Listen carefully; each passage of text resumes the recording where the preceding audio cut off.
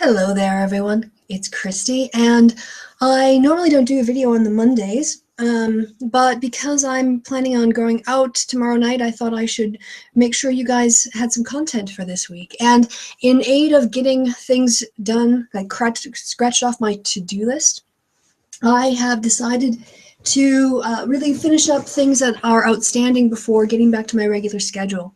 I had planned on doing a summary of Karen Armstrong's last chapter for today's episode, or for today's airing, the video, but I ended up working right through my lunch hour. I'm trying to finish an article up and wrap it up so I can get it submitted to a journal, and I just sort of fell into work today and just went right through and ate lunch at my desk and not had a break. So instead, what I decided to do in order to still scratch things off my to-do list is to read from the thesis, because this is actually my favorite chapter from my thesis. And so it was a nice way to be excited about, doing something even though if it's on the fly. And the reason that I like this chapter so much is because in the previous chapter, we saw some effects of agency and communion on its ability to explain or predict an outcome.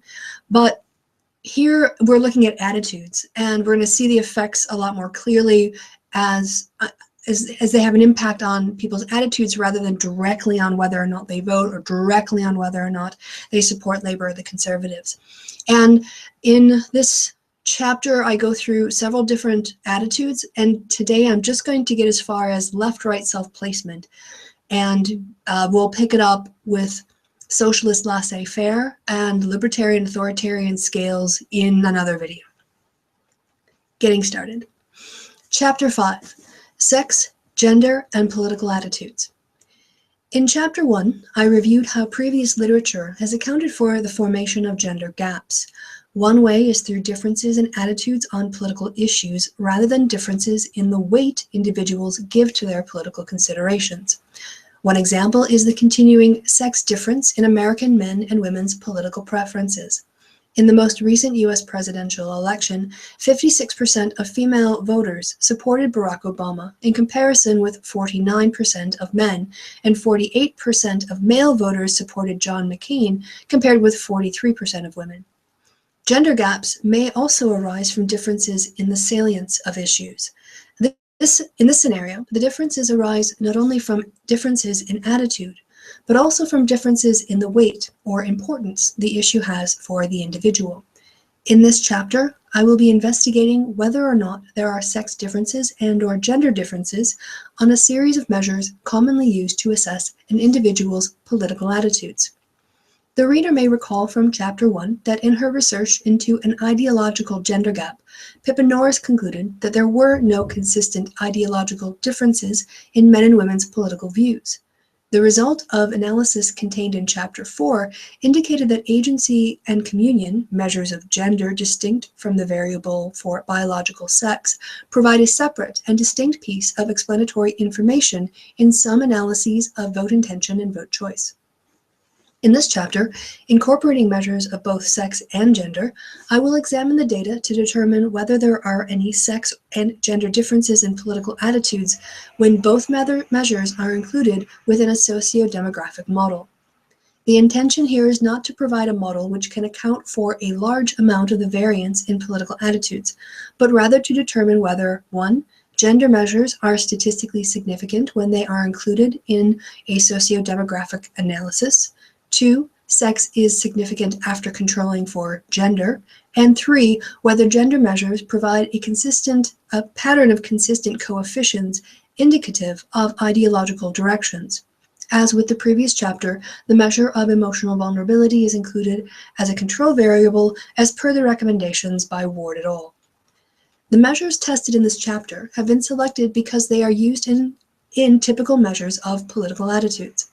These measures include the left-right self-placement variable, the libertarian and authoritarian scale, a measure of political tolerance, and the socialist laissez-faire scale.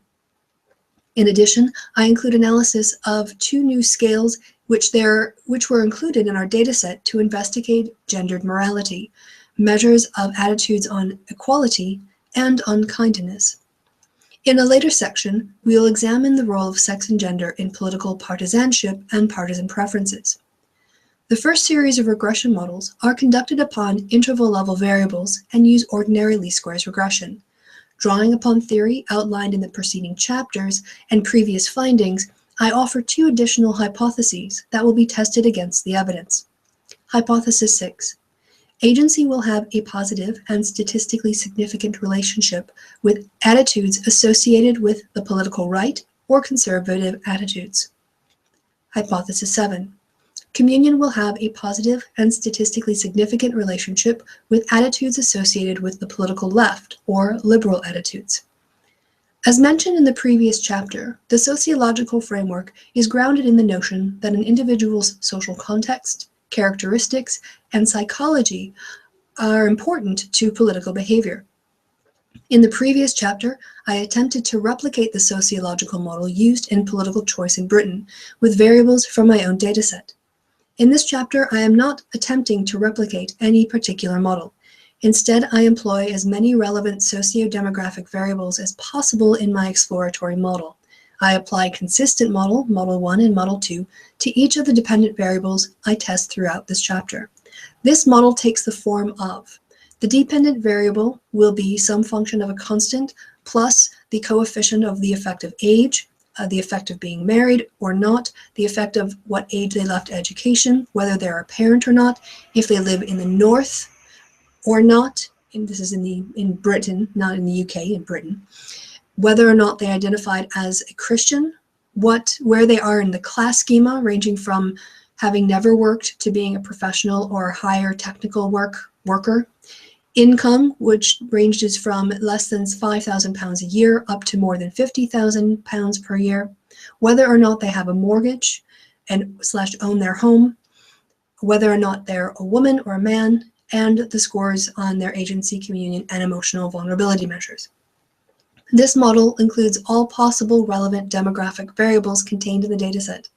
The demographic variable North was included in order to provide a geographic control variable into the socio-demographic analysis. The selection of this variable was based upon the results of the previous chapter, in which the coefficients for North were statistically significant in the logistic regression results, analyzing whether a respondent would vote Conservative or Labour, tables 4.5 and .6. Left-right self-placement. In Chapter 4, I employed as an independent variable a replicated measure of the left-right self-placement as used in the 2005 British election survey. As part of the joint special project on measurement validity, a test was conducted on the influence of numerical versus adjectival response options. Respondents were asked at the beginning of the survey the traditional left-right self-placement question. On a scale of 1 to 7, where 1 means left and 7 means right, where would you place yourself on this scale? Respondents were then shown a scale from 1 left to 7 right and were asked to click the button which indicated their location in generic left-right political space. After a series of questions, respondents were asked the following question. People often describe themselves as being on the left or right wing of political opinion. Would you describe yourself as? Instead of being offered a numerical scale, respondents were prompted with a series of options which described the political spectrum, and the response options were positioned from left to right. Very left wing, 1, fairly left wing, 2, slightly left of center, 3, center, 4, slightly right of center, 5, fairly right wing, 6, and very right wing. That should be 7, not 8. The distributions of responses on the two forms of the question are displayed below in Table 5.1.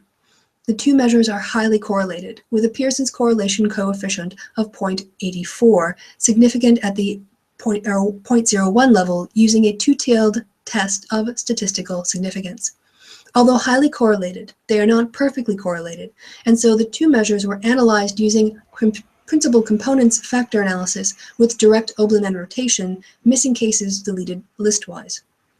The results produced a single factor loaded for the two measures, 0.958 on the component matrix, which was saved as a regression variable and used as the dependent variable in the following analysis.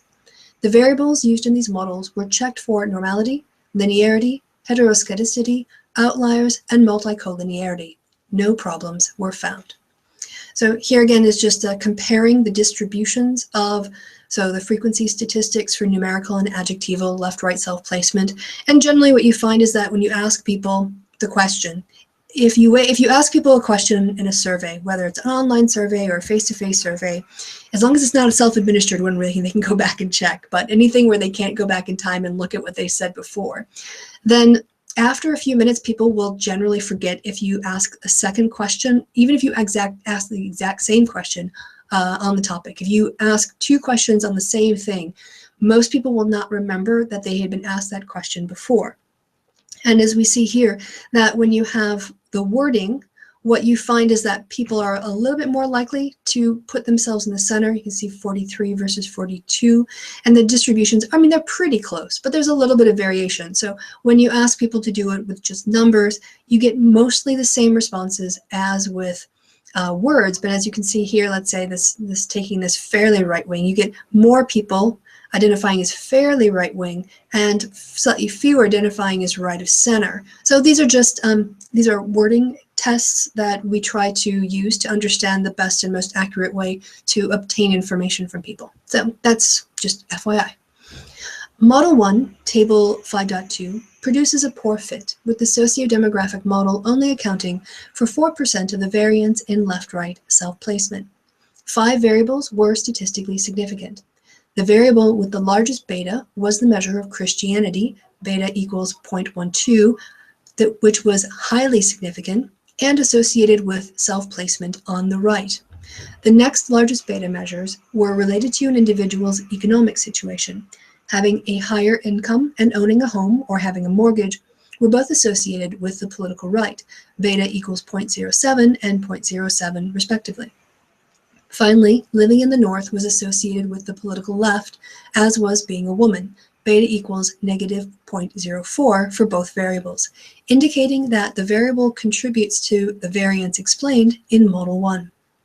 Although the adjusted R-square does improve with the inclusion of the gender measures, it does so only slightly, from 4% in Model 1 to 5% of the variance explained in Model 2. In terms of the main questions of this thesis, a quick check of the results of Table 5.2 indicate 4 things. 1. The measure of agency is highly statistically significant and is in the predicted direction beta equals 0.13, evidence in support of H6. 2. The measure of communion is statistically significant and in the predicted direction beta equals negative 0.04, evidence in support of H7. When included in this model of socio-demographic variables, agency achieves the highest beta of all the variables, indicating it is contributing the most toward explaining the variance in left-right self-placement.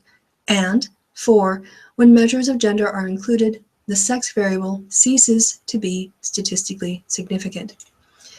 Let's look now at the results in Table 5.2. So this is an ordinary least squares regression conducted on the dependent variable left-right self-placement, and this was the factor variable, which was a combination of the 2 measures for attitudinal and adjectival self-placement options, and all of the respondents here, not just voters or anyone in the data set was included in this. So I just want to clear my throat here. The first model, which is Model 1, you can see here, I'm going to go over what I said in the body of the text, but if you remember from my video on statistics for people who are afraid of statistics or whatever I called it, when you want to evaluate the explanatory power of a variable in your model, you ignore the positive or negative signs and you just put them in rank order from biggest to smallest. And when you do that with this model, you can see that in terms of explaining why someone places themselves on the left or the right, when you include where they live, here this being the North, when you've got their Christian, self-identified Christians, when you know what their income is and you know about the mortgage, you know if they're a woman, it would appear here that being a Christian explains the most about someone's right-leaning self-placement, because this is positive and the scale goes from 1 to 7, so positive equals toward the right, negative means toward the left. The next important variables would be their income and mortgage, and then finally you would have these location and sex variables, and you would think, yeah, look, there's a sex difference here because women are more likely to put themselves on the political left than men in this data set. In Model 2, when we include agency and communion, you can see that the effect is that the explanatory beta for Christian stays the same, The income one goes down a little bit. The mortgage one goes up a little bit, but most and north stays the same. So these coefficients are relatively stable. So we've got basically these are perfectly stable, north and Christian across the two models. Income is for the most part stable. It goes down by from 0.07 to 0.06. Mortgage becomes slightly important, but crucially for my thesis, the sex variable stops being significant. And instead of sex being significant, what we see are that agency and communion are behaving in the theoretically predicted directions, and that agency now has become the biggest source, the biggest beta, has the biggest beta of all the variables in the model. So it's having the most effect. And it's, so it's in the theoretically predicted direction, and it suddenly trumps all the other variables in the model.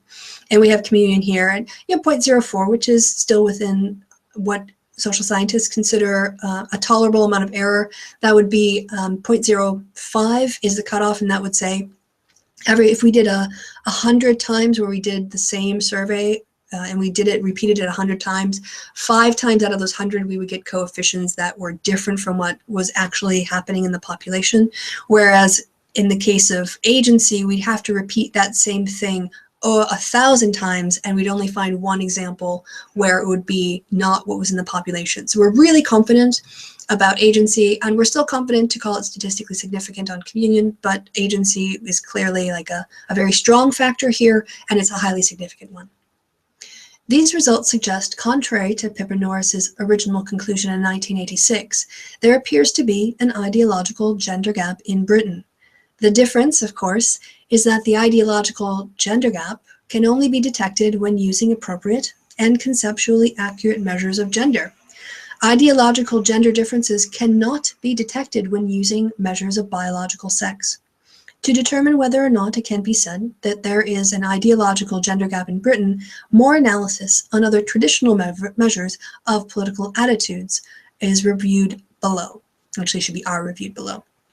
And as you can see, next time we're going to be looking at socialist laissez-faire scale, which was developed by these three, by Anthony Heath, Jeff Evans, and Jean Martin, as well as examining the libertarian authoritarian scale. So that I will leave till next time. I can leave you guys on a cliffhanger because my stuff is so exciting. And yeah. So with that, I'll say thanks for your time and attention. We'll be carrying on with this as and when I can. There is only chapter 7 to do, chapter 5, which we're going to do. And then as you can, I'll actually just take this. Yeah, this very British gender gap, we're not going to be doing that because, as I said, the real reason that the most important finding for this is the way in which agency and communion behave when included in models. In terms of their impact on the sex variable. And this was really, I needed to have at least 60,000 words in order to have my thesis be considered done.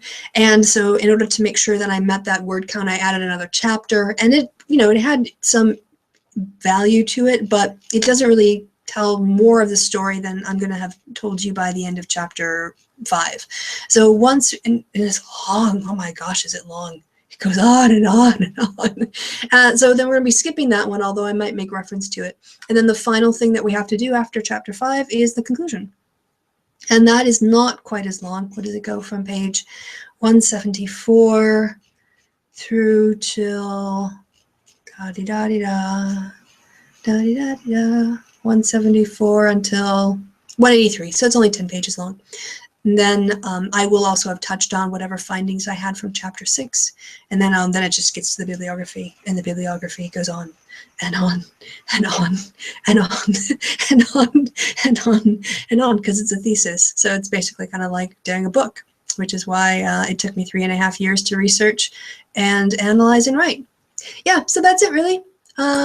Thanks you guys for watching all the way to the end, and I will see you the next time I do a video.